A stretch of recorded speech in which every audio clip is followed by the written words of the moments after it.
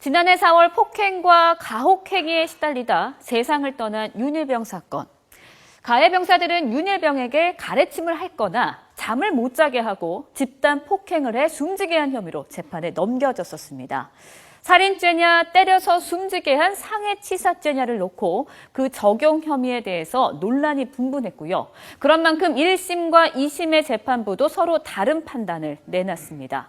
1심 재판부는 살인죄는 인정하지 않고요. 상해치사죄만 유죄로 봤습니다. 이병장에게 징역 45년을 선고했고요. 하병장은 징역 30년, 또 이상병과 지상병은 각각 징역 25년을 선고했습니다.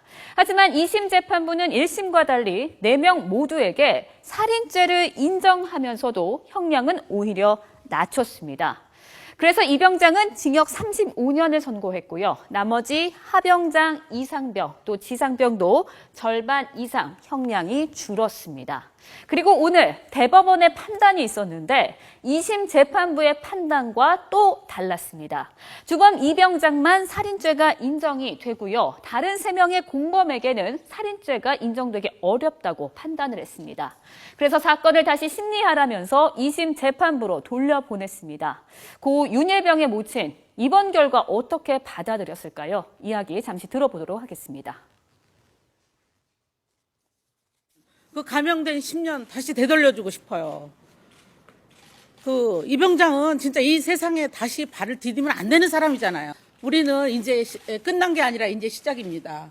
그동안에 이 사건을 축소하고 은폐했던 그 수사 관계자들, 28사단의 그 수사 관계자들, 우리가 지금 다시 고소했는데요.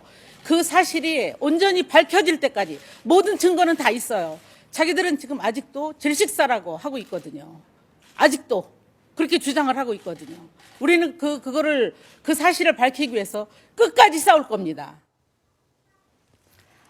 네, 윤일병 측 유족들, 이병장에게 살인죄가 인정돼서 다행이지만 이제 다 끝난 줄 알았던 재판이 계속되는 것에 대한 괴로움을 토로했는데요.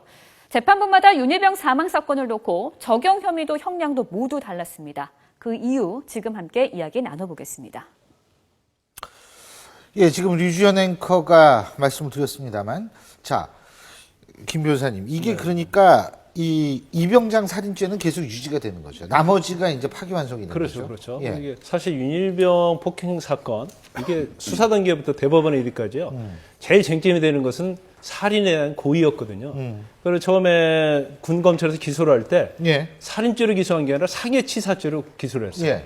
그런데 여론이 이거 살인죄지 왜 이게 상해치사죄냐 하니까 군 검찰에서 공소장을 변경합니다. 그래서 주의적 공소사실은 살인죄고 예. 예비적으로 상해치사죄를 적용해서 기소를 했는데 1심에서는 상해치사죄를 인정을 한 겁니다. 예. 살인의 고의를 인정할 수 없다고 그래서 이제 그렇다 보니까 그런에도 불구하고 징역이 45년이 선고되는 거거든요. 예. 그런데 이게 항소심에서 2심에 가서 이게 뒤바뀌어서 살인의 고의를 인정을 합니다. 전체적으로.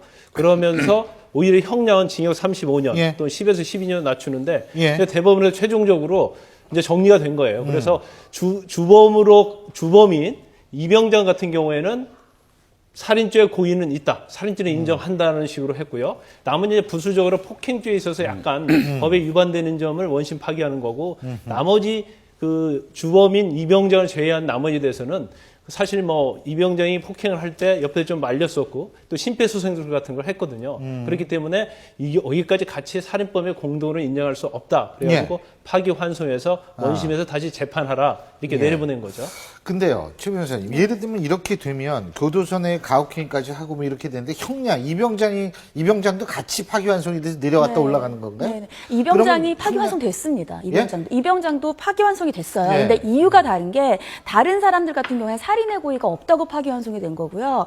이병장이 파기환송된 건 다른 이유가 있습니다. 뭐요? 얼마 전에 헌법재판소에서 네. 흉기를 휴대해서 폭행을 한 거에 대해서 형량이 형법보다 높은 것은 위헌이다라고 해서 위헌 판결이 났거든요. 근데 이병장이 거기에 대한 죄가 있었어요. 그래서 이걸 다시 심리해라 해서 내려간 겁니다. 그러니까 살인의 고의가 아니라 위헌 결정 때문에 같이 내려간 건데 그러면 아직 판결이 확정된 게 아니잖아요. 그래서 이 교도소에서 했던 추가 범행까지 같이 이제 심리를 받게 될 가능성이 훨씬 높습니다. 김 박사님, 그러면 형량 높아지는 거죠?